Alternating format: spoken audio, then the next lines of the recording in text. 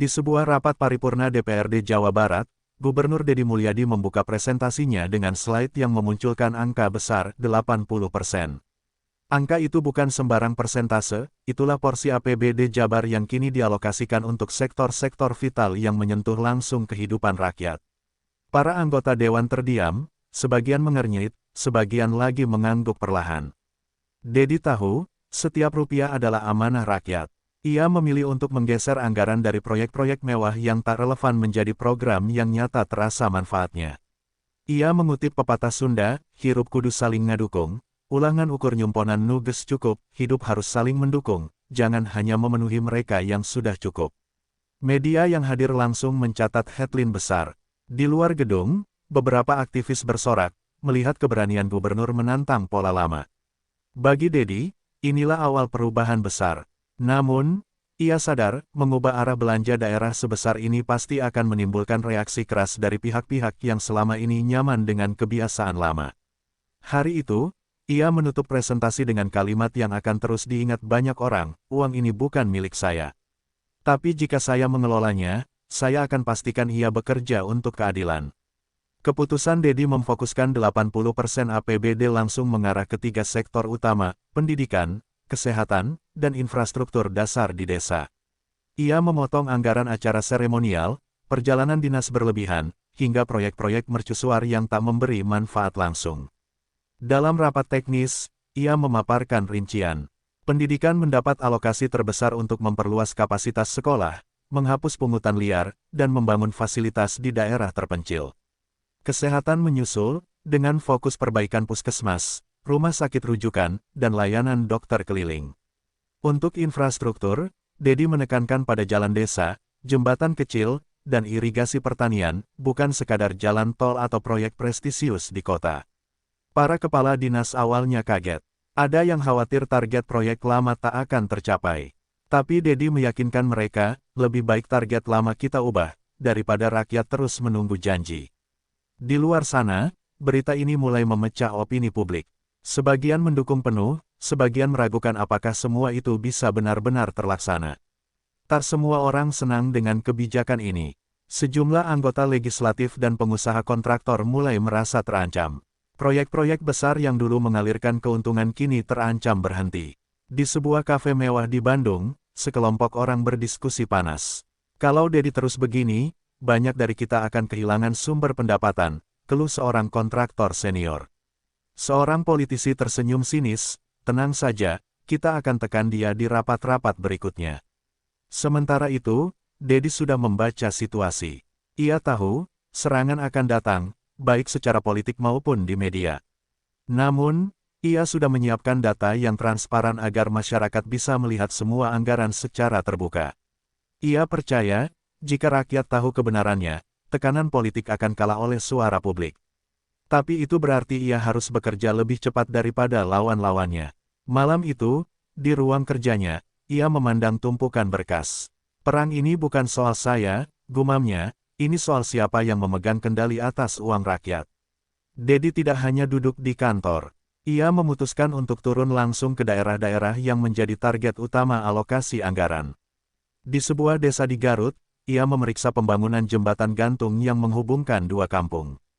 Warga menyambutnya dengan ucapan terima kasih. Seorang ibu menangis, mengatakan bahwa dulu anak-anak harus menyeberang sungai berarus deras hanya untuk pergi ke sekolah. Di Cirebon, ia mengunjungi puskesmas yang baru direnovasi.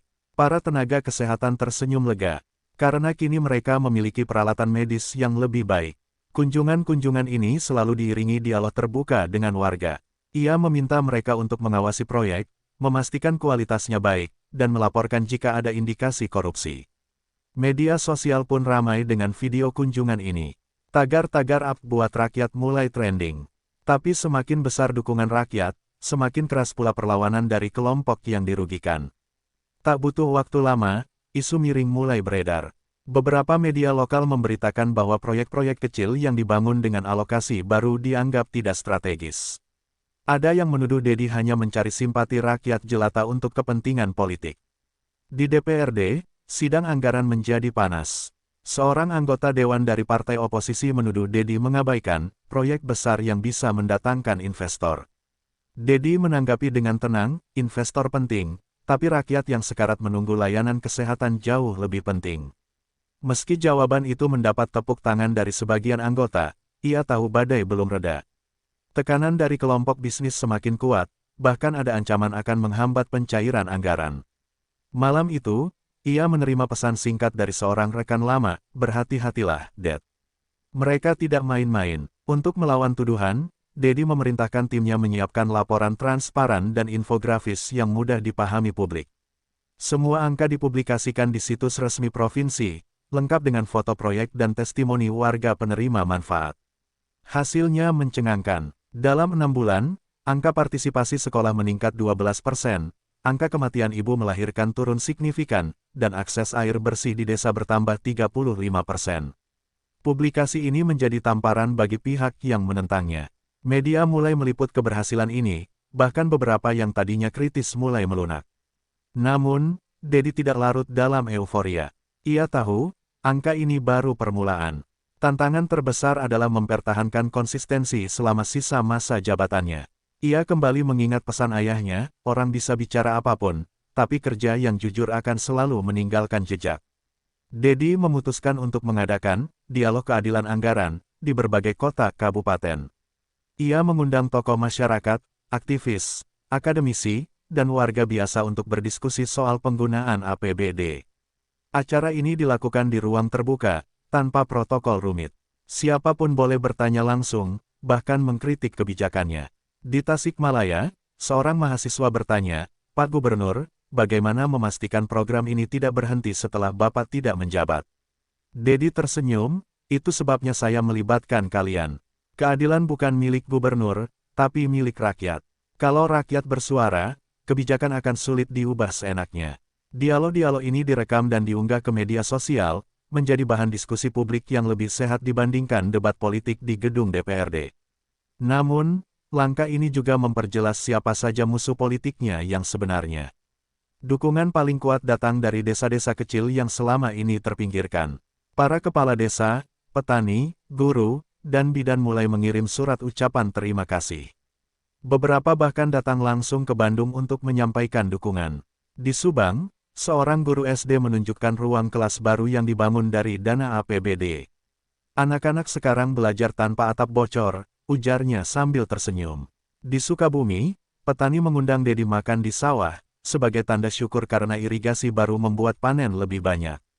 Dedi merasa energi positif ini sangat penting. Ia sadar, kekuatan rakyat bisa menjadi tameng ketika serangan politik kembali memuncak. Namun, ia juga tahu bahwa lawannya sedang menunggu celah untuk membalikkan keadaan. Menjelang akhir tahun anggaran, DPRD mengancam tidak menyetujui RAPBD 2026 jika Dedi tetap mempertahankan komposisi belanja 80% untuk sektor rakyat.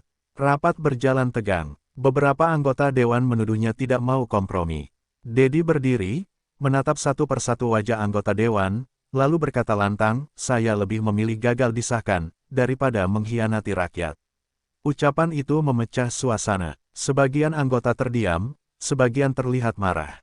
Akhirnya, setelah tekanan publik yang masif, termasuk aksi warga di depan gedung DPRD, anggaran disahkan tanpa perubahan signifikan.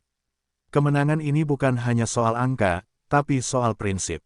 2 tahun berlalu sejak kebijakan 80% APBD untuk rakyat diberlakukan. Perubahan nyata terlihat di banyak sudut Jawa Barat. Sekolah-sekolah penuh dengan anak yang dulu tidak mampu bersekolah, puskesmas melayani tanpa pungutan liar, dan desa-desa mulai memiliki akses yang layak ke kota. Dedi tahu, ia tidak sempurna. Masih ada masalah yang harus diselesaikan. Tapi ia yakin, langkah besar sudah diambil. Dalam pidato akhir tahun, ia berkata, keadilan tidak lahir dari kata-kata, tapi dari keberanian mengambil keputusan yang mungkin tidak disukai semua orang. Ia meninggalkan podium dengan tepuk tangan panjang. Di luar, rakyat menunggu, bukan hanya untuk berfoto, tapi untuk mengucapkan terima kasih. Bagi Dedi Mulyadi, itu lebih berharga daripada popularitas, itu adalah bukti bahwa uang rakyat akhirnya kembali kepada rakyat.